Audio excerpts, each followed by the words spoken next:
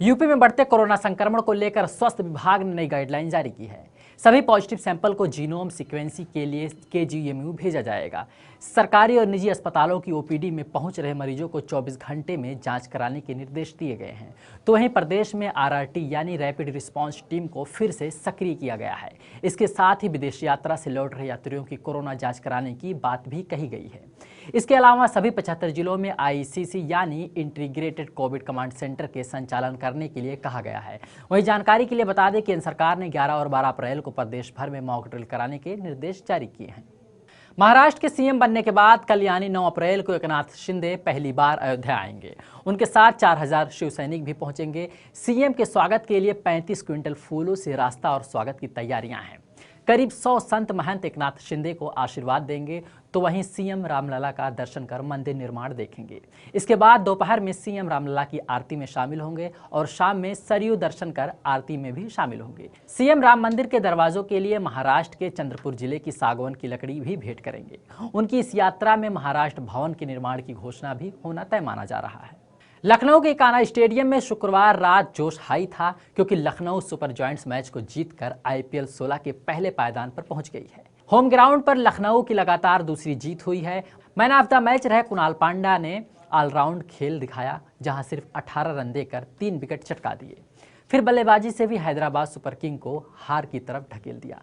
हर तरफ से लोगों के चेहरे पर जीत की खुशी देखी जा सकती थी। तो वहीं जानकारी के लिए बता दें कि मैच के दौरान पूरा स्टेडियम दर्शकों से खचाखच भरा हुआ था, जहां मैच से पहले ही करीब 60 मीटर लंबी लाइन लगनी शुरू हो गई थी। इसके साथ ही लखनऊ और हैदराबाद मैच देखने के लिए शाम से ही स्टेडियम की भीड़ बढ़ गई थी।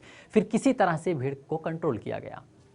झांसी के जिला और सत्र न्यायालय ने एक मामले में महज 37 दिन में फैसला सुना दिया है। इन 37 दिन में से कुल कार्य दिवस 27 दिन ही थे, जहां झांसी के जिला और सत्र न्यायाधीश जमीर अहमद की कोर्ट ने झांसी में 1 साल की बेटी को कुएं में फेंक कर हत्या करने वाले दोषी पिता खेमचंद ढीमर को कोर्ट ने उम्र कैद की सजा सुनाई है।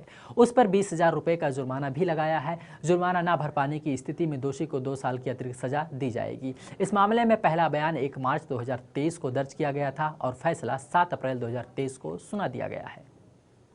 उत्तर प्रदेश की राजधानी लखनऊ में इन दिनों प्रचंड धूप हो रही है, जिस वजह से यहां की सड़कों पर लोग दोपहर 12 बजे के बाद कम ही नजर आ रहे हैं। हालांकि राजधानी में चल रही हवाओं की वजह से लोगों की थोड़ी राहत है।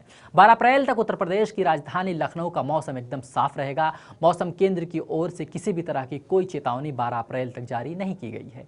हालांकि जानकारी के लिए बता दें कि इन 4 दिनों में गर्मी का सितम बढ़ेगा, तापमान भी तेजी से चढ़ेगा। फिलहाल लखनऊ का अधिकतम तापमान 36 डिग्री सेल्सियस और न्यूनतम तापमान 19 डिग्री सेल्सियस तक रहने का पूर्वानुमान लखनऊ मौसम केंद्र ने जारी किया है। वाराणसी में ग्रुप 20 समिट की 6 अंतर्राष्ट्रीय बैठकें होनी है। पहली बैठक के लिए होटल ताज में दुनिया के प्रमुख कृषि वैज्ञानिक जुटेंगे। यहां पर 3 दिन तक सीनियर अधिकारी, डिप्लोमेट, डेलीगेट्स, पॉलिसी मेकर्स और अन्य कई लोग रहेंगे। तो वहीं इस MACS बैठक की थीम है G20 के द्वारा स्वस्थ लोग और धरती के लिए sustainable agriculture and food system, 1 earth 1 family 1 future को अपनाना है।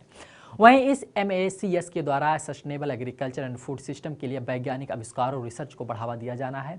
नए इनोवेशन के साथ ही मोटे अनाजों, बाजरा और पारंपरिक खाद्यान्नों और नेचर लविंग फसलों की डिजिटल खेती, एग्रो रिसर्च आदि पर काम होगा। इसमें PPP मोड को भी ध्यान में रखा गया है।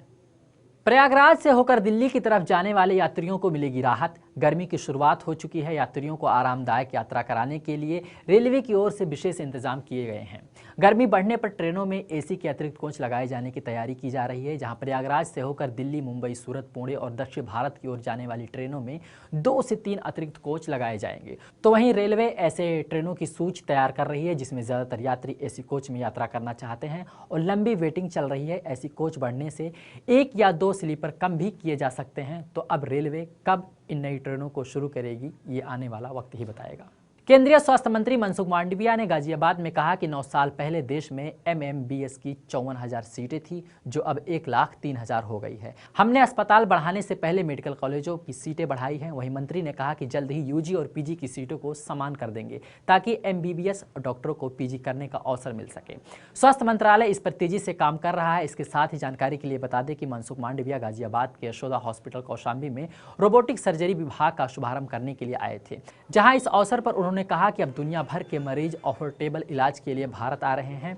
गोरखपुर के जेल रोड स्थित एशियन सहयोगी संस्था में 10 साल तक के 40 बच्चे बेहतर परवरिश पा रहे हैं। खास बात यह है कि अपनों से ठुकराई गई जिंदगियां इंसानियत की गोद में मुस्कुरा रही हैं। ये वही जिंदगियां हैं जिन्हें उनके स्वजन रेलवे स्टेशन या बस स्टेशन पर कहीं छोड़कर चले गए थे। एशियन सहयोगी संस्था 1996 में बनी थी। यह संस्था रेलवे स्टेशन पर भटक कर आने वाले बच्चों को सहारा देती है। 2012 से बाल शिशु गृह का संचालन करने वाली चाइल्ड लाइन और बाल कल्याण समिति लावारिस मिले बच्चों को इसी संस्था को सौंपती है। तो इस संस्था की तारीफ सीएम योगी भी कर चुके हैं। भारतीय राष्ट्रीय राजमार्ग प्राधिकरण ने बहुप्रतीक्षित रिंग रोड निर्माण के लिए ठेकेदारों को कार्यादेश जारी किया है, जहां ठेकेदार को जून में निर्माण शुरू करने के निर्देश दिए गए हैं।